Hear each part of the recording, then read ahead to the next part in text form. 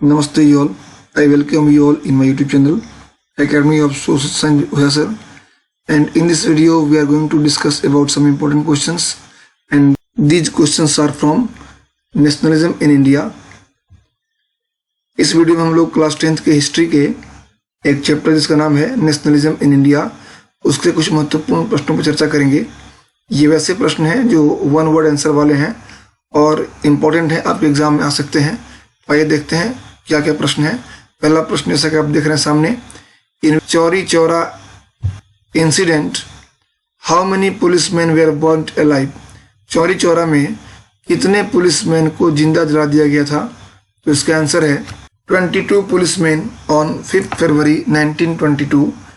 5 फरवरी 1922 के दिन 22 पुलिसमैन को चौरी चौरा में एक थाने में लोगों ने जिंदा जला दिया था। अगला देखते हैं प्रश्न क्या है। Who led the tribal peasant revolt in Andhra Pradesh. Andhra Pradesh में ट्राइब्स के जनजाति के लोगों के जो किसान वर्ग के लोग थे उनके रिवोल्ट का नेतृत्व किसने किया था? तो वह नाम है अल्लूरी सीताराम राजू। इन्होंने नेतृत्व किया था आंध्र प्रदेश के ट्राइबल पीजेंट्स रिवोल्ट का। नेक्स्ट क्वेश्चन है, हु फॉर्म्ड अवध किसान सभा। अवध किसान सभा की स्थापना किसने की थी? तो यह उत्तर है जवाहरलाल नेहरू एंड बाबा रामचंद्र। इन्होंने ही मिल करके अवध किसान सभा की स्थापना की थी किसानों की मदद करने के लिए। अगला प्रश्न है, what were the 3 demands of peasants of Awadh. Awadh के किसानों की 3 डिमांड्स कौन कौन सी थी? तो इसका आंसर है रिडक्शन ऑफ रेवेन्यू को कम करना। दूसरा, एबोलिशन ऑफ बेगार, बेगार की जो प्रथा थी जिसमें फ्री में बिना मजदूरी लिए काम करना होता था, इस प्रथा को समाप्त करने की बात थी इसमें। और तीसरा था social boycott of oppressive landlords. जो ऑपरेसिव लैंडलॉर्ड्स थे, जो अत्याचारी लैंडलॉर्ड्स थे, उनका सामाजिक बहिष्कार। यह तीनों डिमांड थी अवध में किसानों की। अगला प्रश्न है, who formed Swaraj party. Swaraj दल की स्थापना किसने की थी? तो इसका आंसर है CR Das and Motilal Nehru. इन्होंने ही मिलकर स्वराज पार्टी की स्थापना की थी और यह काउंसिल इलेक्शंस में हिस्सा लेने के समर्थक थे। जब नॉन कॉपरेशन मूवमेंट को बंद कर दिया गया उसके बाद इन्होंने फैसला किया कि काउंसिल में हिस्सा लिया जाए और जो गवर्नमेंट है, कॉलोनियल गवर्नमेंट, उसके पॉलिसीज को वहाँ क्रिटिसाइज किया जाए, उनसे कुछ रिफॉर्म करने के लिए आर्गूमेंट किया जाए और उनका असली चेहरा दुनिया के सामने लाया जाए। तो इसलिए इन्होंने स्वराज पार्टी की स्थापना की थी। अगला क्वेश्चन है, name the leaders who pressed for mass agitation and full independence. उन नेताओं के नाम बताएं जिन्होंने मास एजिटेशन और फुल इंडिपेंडेंस के लिए एक प्रभाव बनाया, दबाव बनाया। तो उनके नाम हैं पंडित जवाहरलाल नेहरू एंड सुभाष चंद्र बोस। इन लोगों ने प्रेशराइज किया मास एजिटेशन के लिए और फुल इंडिपेंडेंस के लिए। जो स्वराज पार्टी की स्थापना की गई थी और उसमें कहा गया डोमिनियन स्टेटस की मांग को सामने रखने का और कुछ कॉन्स्टिट्यूशनल सुधार के लिए इन्होंने कहा कि इनको कंप्लीट इंडिपेंडेंस चाहिए और इसलिए मास एजिटेशन के पक्ष में थे। नेक्स्ट क्वेश्चन है, why was Simon commission rejected by Congress. Congress को ऐसा क्या लगा कि उसने साइमन कमीशन का विरोध किया? क्यों कांग्रेस ने साइमन कमीशन का विरोध किया, उसको रिजेक्ट कर दिया? तो इसका आंसर है because it did not have a single Indian member. क्योंकि इस साइमन कमीशन में कोई भी भारतीय सदस्य नहीं था, इसके सारे सदस्य विदेशी थे, ब्रिटिशर्स थे। नेक्स्ट क्वेश्चन है, which resolution was passed in Lahore session of Congress in 1929। 1929 के कांग्रेस के लाहौर सेशन में किस प्रस्ताव को पास किया गया? तो वह जो पास हुआ रेजोल्यूशन हुआ था, इट डिमांडेड पूर्ण स्वराज और कंप्लीट इंडिपेंडेंस। पूर्ण स्वराज या कंप्लीट इंडिपेंडेंस की बात वहाँ तय की गई और इसके लिए एक रेजोल्यूशन वहाँ पास किया गया। दूसरा क्या हुआ, it declared the 26 January would be celebrated as the independence day every year. यहाँ लाहौर में रावी नदी के तट पर पंडित जवाहरलाल नेहरू की अध्यक्षता में कांग्रेस का सेशन हुआ और इसमें पूर्ण स्वराज का नारा दिया गया और यह तय किया गया कि हर वर्ष 26 जनवरी के दिन देश इंडिपेंडेंस डे मनाएगा। नेक्स्ट क्वेश्चन है, who led the Congress session of Lahore in 1929? Lahore में जो 1929 का कांग्रेस सेशन हुआ उसकी अध्यक्षता किसने की थी? मैंने बताया अभी आपको कि उनका नाम था पंडित जवाहरलाल नेहरू, जिन्होंने 1929 में कांग्रेस के लाहौर सेशन की अध्यक्षता की थी। नेक्स्ट क्वेश्चन देखते हैं क्या है। To whom Gandhi ji wrote a letter demanding 11 points? Gandhi ji ने 11 डिमांड्स के साथ किसको पत्र लिखा था? तो वह था लॉर्ड इरविन ऑन 31 जनवरी 1930। 31 जनवरी 1930 को महात्मा गांधी ने वायसराय लॉर्ड इरविन को एक पत्र लिखा जिसमें उन्होंने 11 डिमांड्स रखी थी। और यह जो 11 डिमांड्स थी इसमें कुछ डिमांड्स ऐसी थी जो जनरल इंटरेस्ट की थी और बाकी डिमांड्स ऐसी थी जिसमें अलग अलग डाइवर्स ग्रुप को शामिल करने का प्रयास किया गया था। उद्योगपति से लेकर के किसानों तक सबके लिए इसमें कुछ ना कुछ था ताकि सभी लोग नेशनल मूवमेंट में हिस्सा ले सकें। नेक्स्ट क्वेश्चन है, from where was the salt march started? Salt march कहाँ शुरू किया गया? तो वह प्लेस है, it was started from Sabarmati ashram with 78 followers. Gandhi ji ने अपने 78 ट्रस्टेड फॉलोअर्स के साथ साल्ट मार्च को शुरू किया साबरमती आश्रम से। नेक्स्ट क्वेश्चन है, when did they reach Dandi? वे दांडी कब पहुंचे? तो इसका उत्तर है ऑन 6 अप्रैल 1930।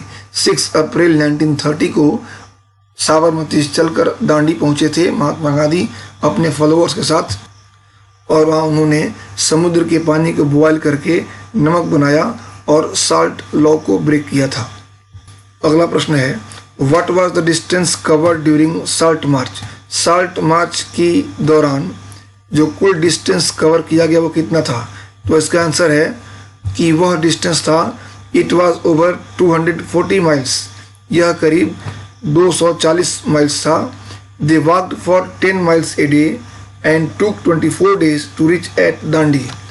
जो इसमें फॉलोअर्स थे गांधी जी के, वो गांधी जी के साथ रोज 10 माइल चलते थे और 24 दिनों में उन्होंने अपनी यात्रा पूरी की, साबरमती से दांडी तक की यात्रा।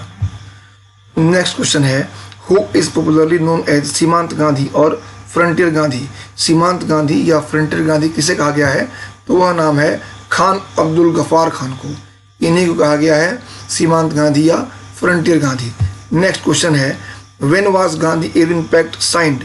गांधी इरविन पैक्ट साइन कब हुआ? तो वह समय था 5 मार्च 1931 को। 5 मार्च 1931 को महात्मा गांधी और लॉर्ड इरविन के बीच एक समझौता हुआ जिसे हम गांधी इरविन पैक्ट के नाम से जानते हैं। और इस गांधी इरविन पैक्ट में कांग्रेस ने स्वीकार किया कि वह सेकेंड राउंड टेबल कॉन्फ्रेंस में हिस्सा लेगी और ब्रिटिश गवर्नमेंट ने एक्सेप्ट किया कि वह जो पॉलिटिकल प्रिजनर्स हैं, जो राजनीतिक कैदी हैं, उनको आज़ाद कर देगी।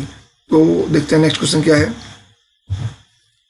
Where did the round table conference take place? Round table conference कहाँ हुआ?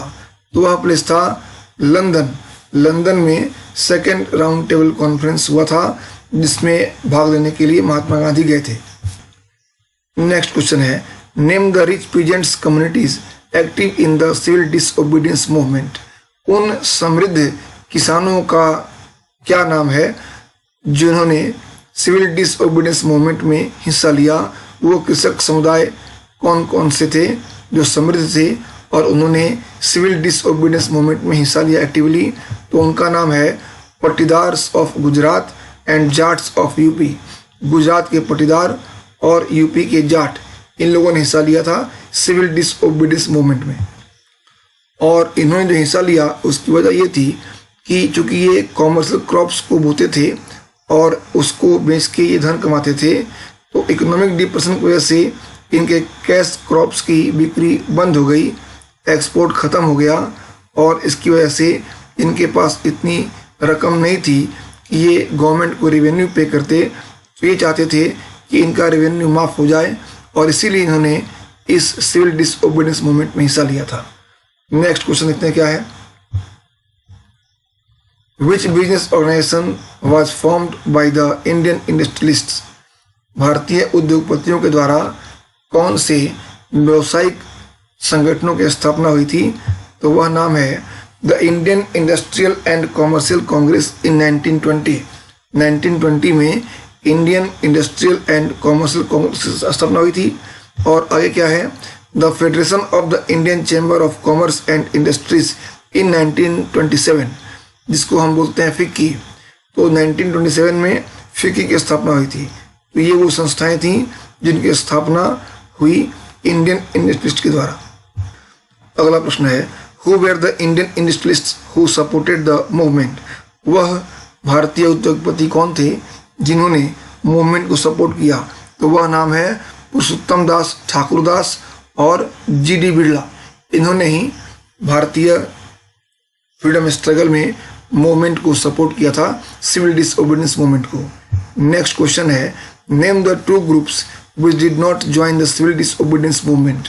वे दो ग्रुप कौन कौन से थे जिन्होंने सिविल डिसओबीडियंस मूवमेंट को ज्वाइन नहीं किया था। तो उनके नाम है अनटचेबल्स एंड मुस्लिम ऑर्गेनाइजेशंस। जो संस्थाएं थीं अनटचेबल्स की और मुस्लिम समुदाय की, उन्होंने सिविल डिसओबीडियंस मूवमेंट को ज्वाइन नहीं किया। Next question, what was the new name given by Mahatma Gandhi to the untouchables. Untouchables को क्या नया नाम दिया गया महात्मा गांधी के द्वारा। तो उनको नाम दिया गया हरिजन्स का। यहाँ थोड़ा कट रहा है, आप ध्यान से सुन लें। महात्मा गांधी ने उन अनटचेबल्स को हरिजन कहा, अर्थात चिल्ड्रन ऑफ गॉड, हरि के जन, भगवान के बंदे। अगला प्रश्न है, what were the conservative high cast Hindu called. जो कंजर्वेटिव हाई क्लास के हिंदू थे, हाई कास्ट के, उन्हें क्या कहा जाता था। तो इसका आंसर है सनातनी। जो कंजर्वेटिव हाई कास्ट के हिंदू थे उनको सनातनी कहा जाता था। अगला क्वेश्चन है, which association was formed by B.R. Ambedkar for the Dalits. B.R. Ambedkar साहब के द्वारा कौन सी संस्था की स्थापना की गई थी दलितों के लिए। तो वह संस्था थी द डिप्रेस्ड क्लास एसोसिएशन। आपके एग्जाम में प्रश्न आता है कि who formed the depressed class association. तो आपका आंसर होगा B.R. Ambedkar. Next question, what was Poona pact. Poona pact क्या था। तो इसका आंसर है an agreement signed between B.R. Ambedkar and Mahatma Gandhi in September 1932। यह एक एग्रीमेंट था जो महात्मा गांधी और B.R. अम्बेडकर साहब के बीच साइन किया गया था 1932 में। अगला प्रश्न है, name the Hindu religious nationalist group. Hindu religious nationalist group का नाम क्या था। तो वह नाम है हिंदू महासभा। नेक्स्ट क्वेश्चन है, what was the proposal of Mohammad Ali Jinnah for Muslims. Muslim समुदाय के लिए मोहम्मद अली जिन्ना साहब का प्रस्ताव क्या था। तो इसका आंसर है, he was willing to give up the demand for separate electorate if Muslims will get association of reserved seats in the Central Assembly and representation to population in the Muslim dominated provinces of Bengal and Punjab। वह मुस्लिम समुदाय के लिए separate electorate के demand को छोड़ने को तैयार थे अगर मुस्लिम समुदाय के लोगों को सेंट्रल असेंबली में रिजर्व सीट्स मिल जाती और बंगाल और पंजाब में जहां मुस्लिम आबादी अधिक थी उनको वहां रिप्रेजेंटेशन मिल जाता पॉपुलेशन के हिसाब से। नेक्स्ट क्वेश्चन है, who opposed the demand of Jinnah. Jinnah की डिमांड का विरोध किसने किया। तो इसका आंसर है M.R. जयकर ऑफ हिंदू महासभा। हिंदू महासभा के M.R. जयकर ने जिन्ना साहब के डिमांड को अपोज किया। नेक्स्ट क्वेश्चन है, name the area which was demanded by the Muslim league. उस एरिया का नाम बताएं जिसकी डिमांड मुस्लिम लीग ने की थी। तो वह एरिया है the Muslim dominated area of Bengal and Punjab. Bengal और पंजाब के मुस्लिम डोमिनेटेड एरिया को उन्होंने मांगा था। नेक्स्ट क्वेश्चन है, why was Swaraj party formed. Swaraj party की स्थापना क्यों की गई थी। तो इसका उत्तर है to oppose British policies within the council.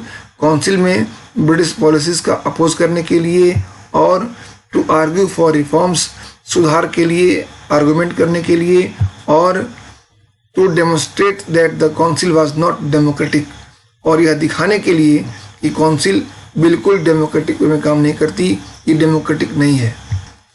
Next question है, who created the first image of Bharat माता। भारत माता के पहले इमेज तो किसने बनाया था। तो इसका आंसर है बंकिम चंद्र चट्टोपाध्याय। इन्होंने ही भारत माता के फर्स्ट इमेज को बनाया था। Next question, who painted the first image of Bharat माता? भारत माता के पहले इमेज की पेंटिंग किसने की थी? तो वो नाम है अवनींद्रनाथ टैगोर। इन्होंने ही भारत माता के पहले इमेज की पेंटिंग की थी। Next question, who created the spirit of nationalism through folklore? Folklore के माध्यम से किसने राष्ट्रवाद की भावना को क्रिएट किया? तो वह नाम है रविन्द्रनाथ टैगोर एंड नतेशा शास्त्री। इन लोगों ने नेशनलिज्म को फोल्कलोर के थ्रू क्रिएट करने की कोशिश की थी। नेक्स्ट क्वेश्चन है, हु रोट वंदे मातरम? वंदे मातरम किसने लिखा था? इसका आंसर है बंकिम चंद्र चट्टोपाध्याय। इन्होंने लिखा वंदे मातरम को। नेक्स्ट क्वेश्चन है, what was the main motive of salt march? Salt march का मुख्य उद्देश्य क्या था? तो इसका मुख्य उद्देश्य था to break salt law, salt law को ब्रेक करना और इसके द्वारा सभी लोगों को नेशनलिस्ट मूवमेंट से जोड़ देना। यह मुख्य उद्देश्य था साल्ट मार्च का। नेक्स्ट क्वेश्चन है, what was the meaning of swaraj for rich peasant communities who participated in civil disobedience movement? उन रिच पीजेंट्स के लिए स्वराज का मीनिंग क्या था जिन्होंने सिविल डिसओबीडियंस मूवमेंट में हिस्सा लिया था? तो उनका अर्थ है स्ट्रगल अगेंस्ट रेवेन्यू। उनके लिए सिविल डिसओबीडियंस में हिस्सा लेने के पीछे जो स्वराज की मीनिंग थी वह थी कि रेवेन्यू के खिलाफ संघर्ष करना। जो रेवेन्यू उनके ऊपर लगा था, जो वो देने में असमर्थ थे, उसके लिए संघर्ष करना ही उनके लिए मीनिंग थी स्वराज की। तो इस तरह से यह महत्वपूर्ण प्रश्नों का सेट पूरा हुआ। उम्मीद करता हूं पसंद आएगा। अगले वीडियो में फिर मिलते हैं। Thank you for watching.